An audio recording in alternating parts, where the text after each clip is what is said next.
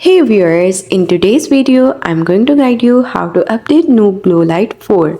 The process is very simple and interesting.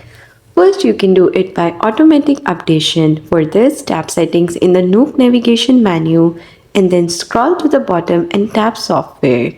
Now in the software menu, you will see check for system update button, tap on it. If an update is available, it will download and instant install automatically.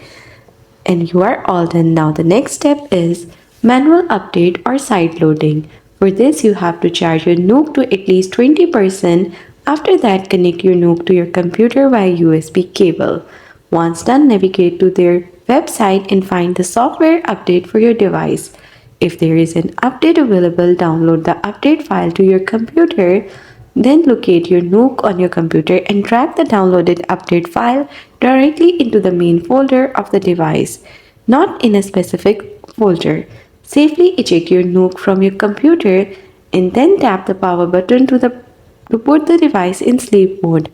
The update will begin in the next few minutes, and once done, it's completed. Thanks for watching. Don't forget to like and subscribe for more reviews and guides like this.